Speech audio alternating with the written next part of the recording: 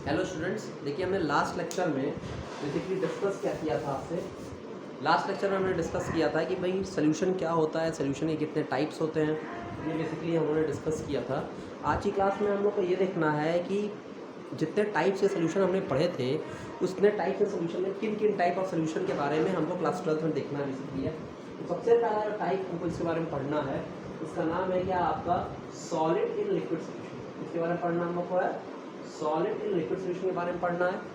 दूसरा आपको पढ़ना है सॉलिड, आपको पढ़ना है लिक्विड इन लिक्विड सोल्यूशन के बारे में पढ़ना है, इन लिक्विड लिक्विड सोल्यूशन के बारे में पढ़ना है।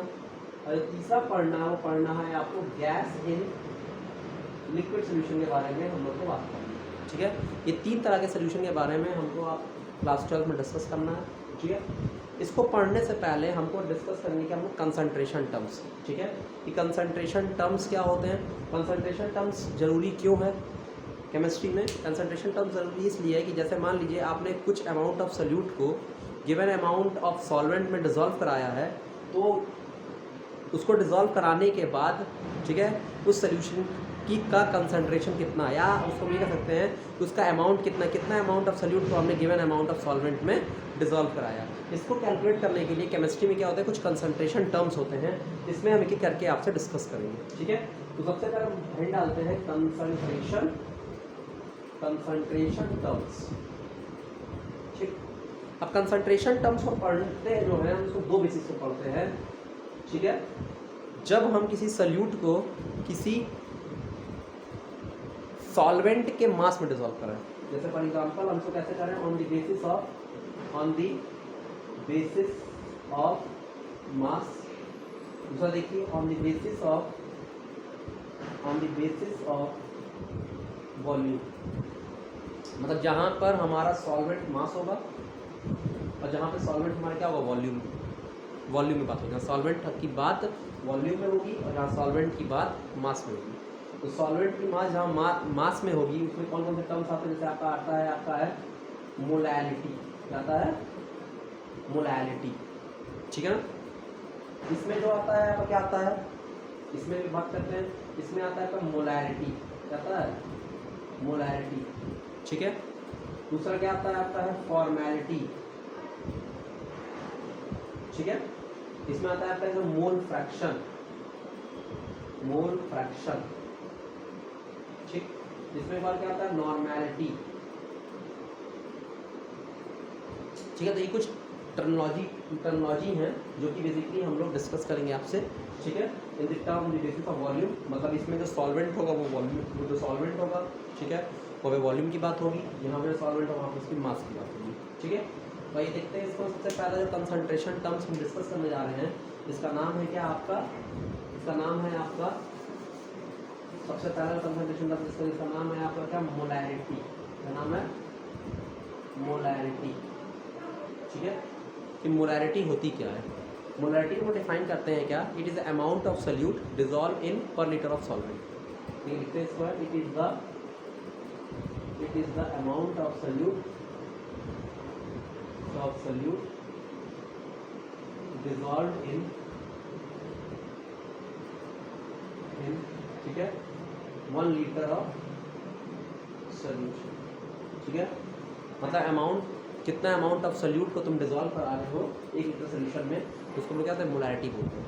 देखिए मोलैरिटी को हम लोग स्मॉल कैपिटल एम से डिनोट करते हैं, कैसे करते हैं कैपिटल एम से, और मोलैरिटी का हम लिखते हैं क्या है number of moles of solute upon volume of solution in litre. ठीक है, होता है आपकी मोलैरिटी होती है। ठीक है, अब देखो अगला आप लोग को मोल्स को क्या लिख सकते हैं हम लोग हैं, मोल्स को लिख सकते हैं हम लोग हैं गिवन मास। मोल्स क्या होता है, given mass of solute upon molar mass of solute.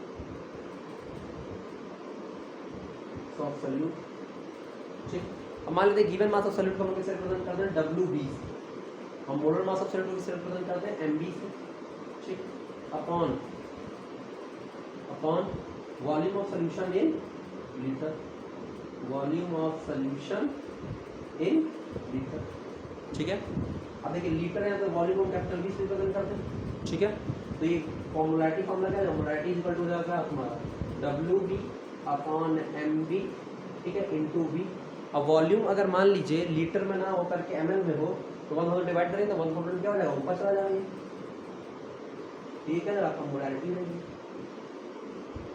ये क्या है हमारा है मोलैरिटी, ठीक है। मोलैरिटी का हमारा फॉर्मूला है। यहाँ पे W क्या है, B क्या है, मास ऑफ द सॉल्यूट है, MB क्या है, molar mass of the solute है, V क्या है आपका वॉल्यूम, ठीक है।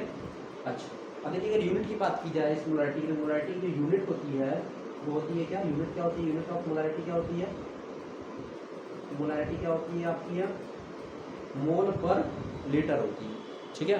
क्या होती है यूनिट इसकी, मोल पर लीटर होती है।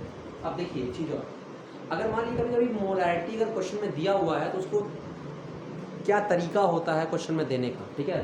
कभी मोलैरिटी किस तरीके से लिखी जाती है, देखो मोलैरिटी कभी कभी लिखी जाती है मोलर सोल्यूशन, क्या बोलता है आपका मोलर सोल्यूशन, क्या है कि आपसे कि कोई मोलैरिटी आपको मोलर सोल्यूशन के टर्म में रिप्रेजेंट करता है, टर्म में मोलर सोल्यूशन में, ठीक है। मोलर सोल्यूशन अगर मोलैरिटी का लिखने का तरीका क्या था, मोलर सोल्यूशन, ठीक है। अगर आपको मोलैरिटी दी हुई है 1m, ठीक, इसका मतलब क्या हुआ आपका 1 मोलर सोल्यूशन है, क्या है ये 1 मोलर सोल्यूशन है।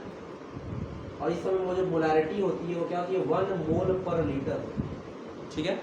अगर आपकी मोलैरिटी कितनी दी हुई है, आपकी है m/10 दी हुई है, ठीक है। इसका मतलब क्या होता है, मोलैरिटी क्या है 1/10, ठीक है, मोलर सोल्यूशन, या इसको बोलते हैं ना डेसीमोलर सोल्यूशन, क्या बोलते हैं डेसीमोलर सोल्यूशन, क्या बोलते हैं डेसीमोलर सोल्यूशन बोलते हैं। उसमें इसका मोलैरिटी कितनी है 1/10 मोल पर लीटर दी हुई है, ठीक है। अगर हमारी मोलैरिटी कितनी दी हुई है m/100, ठीक है, इसका मतलब हमारी मोलैरिटी कितनी दी हुई है आपकी, इसको बोलते हैं सेंटीमोलर सोल्यूशन, क्या बोलते हैं सेंटीमोलर सोल्यूशन। इसका मतलब मोलैरिटी कितनी दी हुई है 1/100 मोल पर लीटर दी हुई है, ठीक है। अगर हमारी मोलैरिटी कितनी दी हुई है m/2 दी हुई है, इसको बोलते हैं आपका भाई बाईमोलर सोल्यूशन। इसका मतलब मोलैरिटी कितनी दी हुई है 1/2 मोल पर लीटर दी हुई है, ठीक है। बस हमारी क्या रही है, और इसको बोलते हैं आपका है सेमी मोलर, क्या बोलते हैं सेमी मोलर सोल्यूशन बोलते हैं। अगर हमारी मोलैरिटी दी हुई है 2m, इसका मतलब आपको मोलैरिटी दी हुई है क्या दी हुई है आपको बाईमोलर सोल्यूशन, क्या बोल रहा है आपको बाईमोलर सोल्यूशन इसको बोलते हैं। तो मोलैरिटी कितनी दी हुई है 2 मोल पर लीटर दी हुई है।